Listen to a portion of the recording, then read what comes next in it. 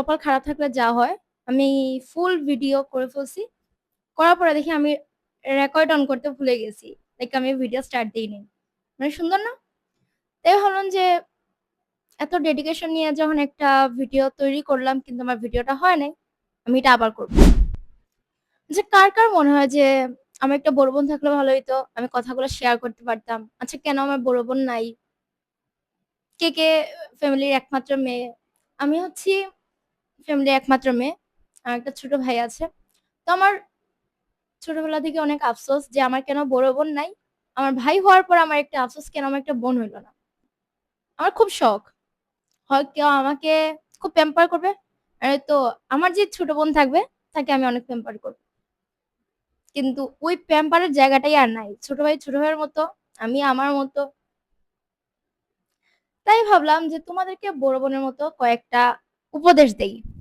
উপদেশ না, আমি কয়েকটা কি বলে এটাকে? Reality check. মানে আমি আমার জীবনে করা যত ভুল আছে, ওই ভুলগুলা থেকে তোমাদেরকে আরকি একটু লেসন দেই।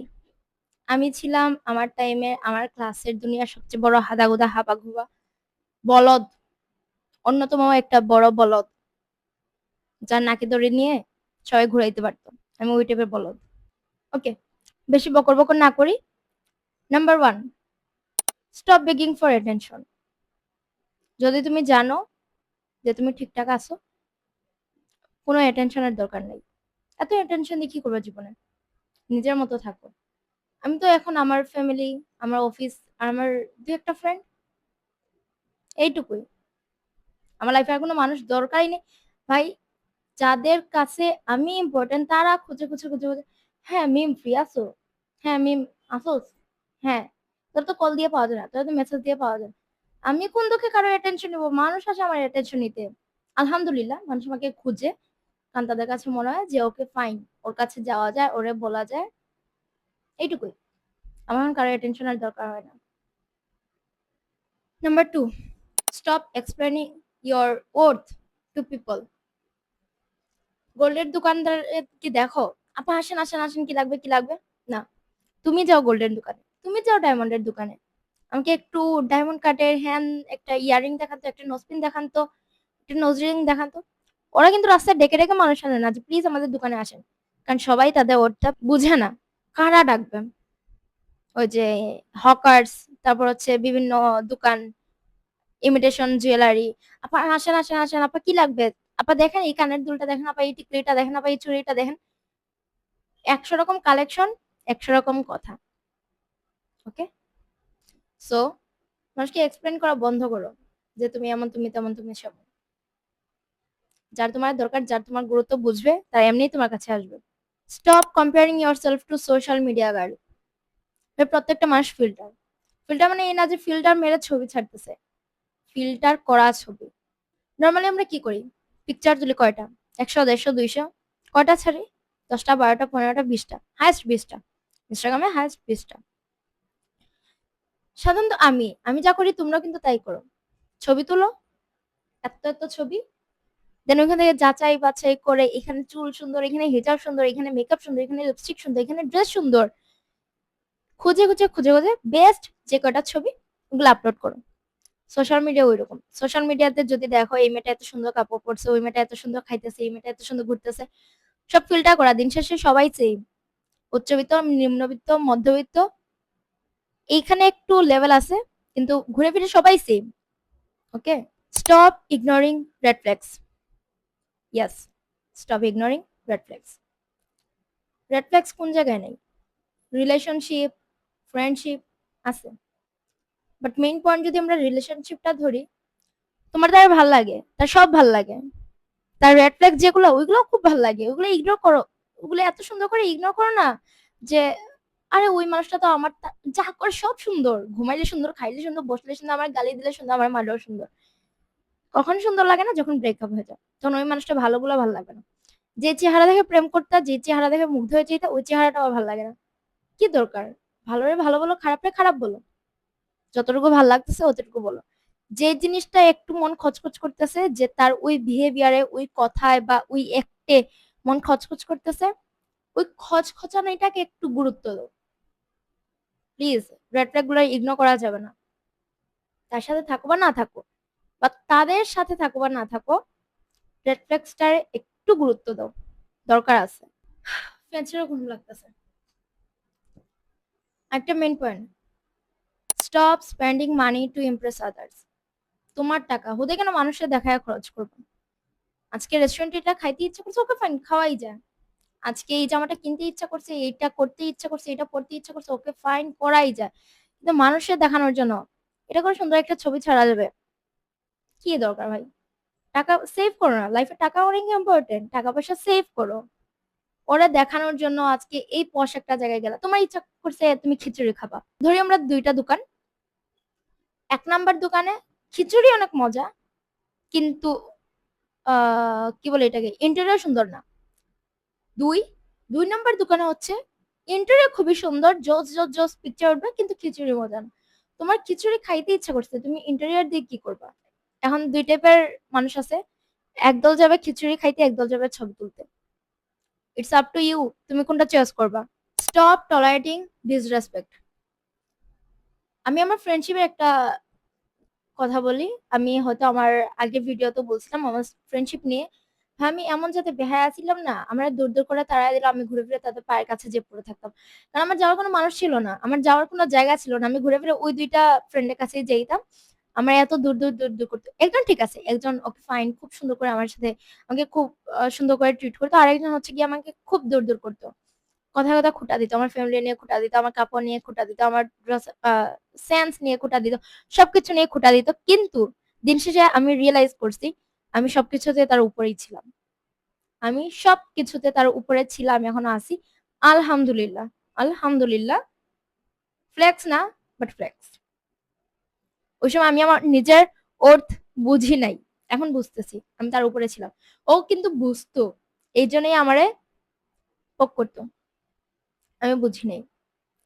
সো ওই ডিসরেসপেক্টের জায়গাটা মানুষের দিও না প্লিজ, ওই ডিসরেসপেক্টের জায়গাটা দিও না। আমি জায়গাটা দিতাম, এই জন্যই তারা আমার ডিসরেসপেক্ট করতো। আমি ওকে ফাইন, হ্যাঁ হ্যাঁ বলতেই পারো, ইটস ওকে, তোমরা আমার ফ্রেন্ড, আমরা বলতেই পারো, বা রিলেটিভস, তোমরা আমার রিলেটিভস, বলতেই পারো। বলতে পারো না, বলতে পারো না। যে ডিসরেসপেক্টটা তোমার করে, সেম ডিসরেসপেক্ট এর হাফ করো, সেম না এর হাফ তুমি ওই মানুষের রিটার্ন করো, দেখবা নিতে পারবে না। তো ওর যদি নিজে নিতে না পারে, কেন তোমারে করবে? কেন সেম ডিসরেসপেক্ট তোমার করবে? প্লিজ ওই মানুষগুলো থেকে সরে আসো, লাইফে অনেক ভালো থাকবা। হাঁপাই গেছি, যা যা পয়েন্ট বলতেছি না, জীবনের প্রত্যেকটা মোমেন্ট আমি রিয়েলাইজ করতেছি যে কত বড় বড় ভুল করছি। ওকে, স্টপ অ্যাপোলাইজিং ফর এভরিথিং। এমনও টাইম গেছে যে ভুলটা আমি করি নাই, আমি ওই ভুলটার জন্য সরি বলছি, কারণ আমি চাইতাম না যে মানুষগুলো আমার ছেড়ে চলে যাক। কারণ তারা এমন ভাবে বুঝাইছে যে দুষ্টা তোমার, সরি বলো নয়তো আমি চলে যাবো। ফ্রেন্ড, ফ্রেন্ডের কথাই বলি। তো আমি না খুব মাফ চাইতাম, দোষ করছে ও, কিন্তু ওকে আচ্ছা সরি, বাদ দাও, আচ্ছা ভুল আমার। ওই যে মানায় নিতাম, ইউজ করতো ভাই, ইউজ করতো, সস্তা মানায় ফেলছিল। তারা ভাবতো ও তো এমনি মাফ চাইবে, ও তো এমনি মাফ চাইবে, মাফ চাওয়া তো ওর অভ্যাসের ভিতরে আছে। ওই এমনি মাফ চাওয়াটা না বাদ দাও,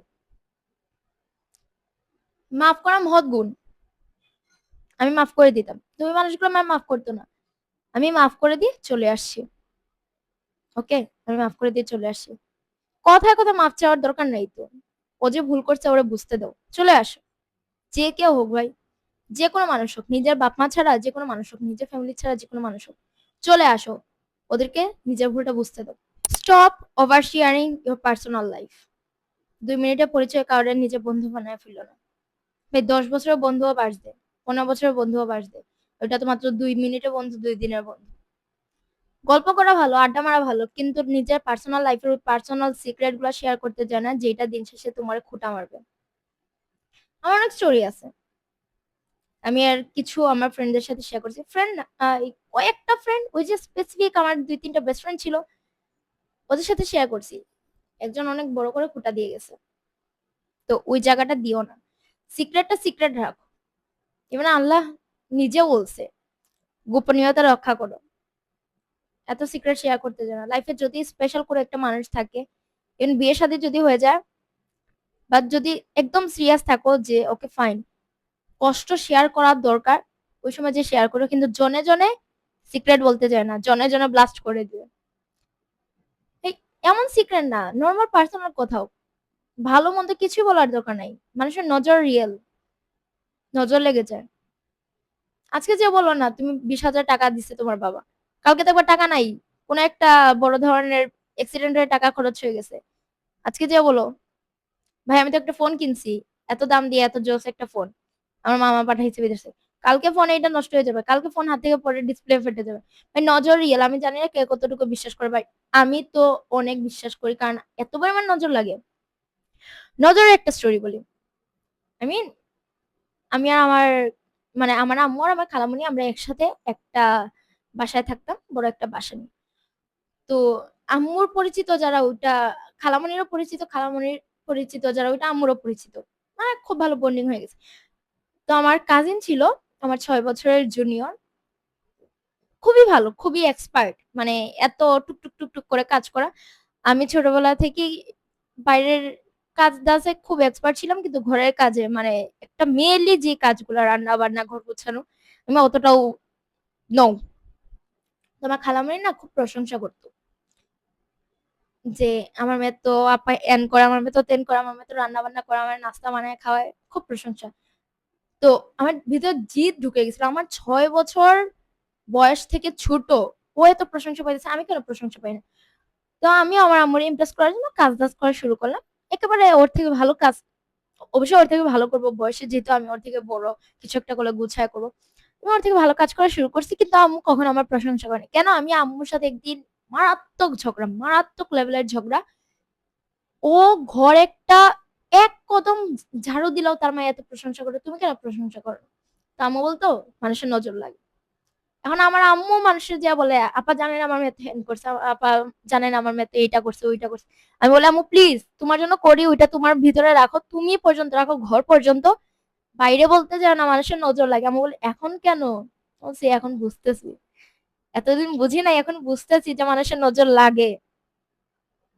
please personal life, personal story নিজের ভিতরে রাখো, নজর লাগায় পরে পস্তাবা। Stop being available for 24/7 hours. Yes, কোনো কাজ কাম নাই, শুয়ে থাকো, ঘুমাও, মুভি দেখো, পড়তে বসো, গল্পের বই পড়ো, ঘুরতে যাও, মেকআপ করো, সারাদিন লেট মেরে শুয়ে থাকো, তারপরে মানুষের জন্য অ্যাভেলেবল হয়ে না। ট্রাস্ট মি, মানুষের জন্য অ্যাভেলেবল হয়ে না, কারণ মানুষ তোমার সস্তা বানায় দেবে। আগে আমি এমন করতাম, যে যে বড় মানুষের হেল্প করতাম, কিন্তু উপকারে ঘাড়ে লাথি। ওকে, উপকারে ঘাড়ে লাথি। এখন করি না। এখন যদি ঠিক আছে, সাহায্য করা ভালো, সাহায্যকারীকে আল্লাহ তাআলা নিজে পছন্দ করেন খুব বেশি। আমার নামই তো নুসরাত, মানে হচ্ছে সাহায্যকারী, আমি সাহায্য না করে কিভাবে থাকি বলো? কিন্তু এখন যে পরে সাহায্য করতে যাই না, কার জন্য পুরা অ্যাভেলেবল হয়ে যায় না, মানুষ আমাকে খুঁজে অনেক। আলহামদুলিল্লাহ, আলহামদুলিল্লাহ যে মানুষ বুঝে যে তাদের কোনো কাজে আমি আসবো, মানুষ আমার ডাকে তাদের কাজে হেল্প করার জন্য, বাট ওই যে অ্যাভেলেবল, আগে কোনো কাজ কাম, আগে সারাদিন কাজ কাম থাকলেও নিজের কাজ ফেলায় মানুষের হেল্প করতাম, মানুষের মেসেজের রিপ্লাই দিতাম, অ্যাভেলেবল হয়ে যেতাম। দোস্ত ফ্রি আসোস? আমি জানি আমার ওই দিন কাজ আছে, না ইটস ওকে, কেন আমার সাথে বাইরে দিতে পারবি? ও ডেটে যেত, আমার সাইডে দাঁড়া করে রাখতো, সাইডে বসে রাখতো, আমি নিজের কাজ ফেলাই এসে আরেকজনের প্রেম পাহারা দিতাম, আমি এতটাই অ্যাভেলেবল ছিলাম। আর এখন এই সারাদিন অফিস করে ভিডিও টিডিও বানাই, এডিট করি, বাসায় এসে একটু শান্তি দরকার হয়, একটু পড়ালেখা করি, সব মিলাই দিনে টাইম পাই না, আর যতটুকু টাইম পাই আসলে হেল্প করি, কিন্তু ওই অ্যাভেলেবলটা হই না। প্লিজ এতটা সস্তা হয় না। Stop ignoring your health. Late করে ঘুমানোটা কুল, ওকে, তাই না? কয়টায় ঘুমাও বলো তো? প্লিজ কমেন্ট, কয়টায় ঘুমাও? 2টা, 3টা, 4টা, 5টা, নাকি আরো লেট? আমি কয়টায় ঘুমাই জানো? 11টা। 11টায় ঘুমাই, হাইয়েস্ট 12টা, ইন কেস আমার যদি কোনো আহামরি খুব বিজি থাকি, কাজটা শেষ করে বিছানায় আসতে 12টা, বিছানা পড়ার সাথে সাথে ঘুম। প্লিজ নিজের হেলথের একটু কেয়ার করো, প্রপার ঘুম, প্রপার খাওয়া, স্পেশালি পানি, নিজে একটু খেয়াল করো। দিন শেষে যখন শরীর পড়ে যাবে ভাই, ওই রাত ৩টা ৪টা পর্যন্ত জেগে জেগে যে রিলস দেখছো ওই রিলসের সে কোনো হেল্প করবে না। যাদের সাথে বসে বসে আড্ডা মারছো, প্রেম করছো, কেউ আসবে না হেল্প করতে। সুস্বাস্থ্য কখনো টাকা দিয়ে কিনা যায় না। টাকা দিয়ে অসুস্থ শরীরকে হয়তো সুস্থ বানাইতে পারবে, কিন্তু সুস্বাস্থ্য কখনো ফিরে পাবা না। একবার ডায়াবেটিস ক্যান্সার হয়ে গেলে ওই মানুষগুলা যতই ক্যান্সার ফ্রি হোক, ডায়াবেটিস ফ্রি তো হওয়াই যায় না, হয়ে গেলেও ওই শান্তিতে থাকতে পারে না। ওকে, সুস্বাস্থ্য থাকতে ধরে রাখো। ভাবছিলাম আরো কয়েকটা কথা বলবো, কিন্তু মনে হইতেছে না বেশি হয়ে যাবে। সো ইয়া, আজকের মতো এইটুকুই। যদি লেসন গুলা ভাল লাগে প্লিজ বড় আপু মনে করে মেনে চলবা, আর নয়তো দিন শেষে ওই তো পস্তাবা। কিন্তু বিশ্বাস করো যখন পস্তাবা তখন আর কিছু করার থাকবে না ওই পস্তানোটা ছাড়া। কয়েকটা লেসন না, এখন আমার মনে হয় যে আমি যদি ওই আগের টাইমটা ফিরে যেতে পারতাম আমি ওই কাজগুলো আর করতাম না। আমার এখন রিগ্রেট হয়, সত্যি আমার এখন রিগ্রেট হয়, আমি ওই রিগ্রেটের জায়গাটাই আর রাখতাম না। হোয়াট এভার, মানুষ ভুল থেকে শিখে, আমি শিখছি। কিছু মানুষ তো আরো পরে শিখে, তো আমি চাই না তোমরা আর একটু পরে শিখো, তোমরা এখন শিখে বলো। Thank you so much for watching, love you so much.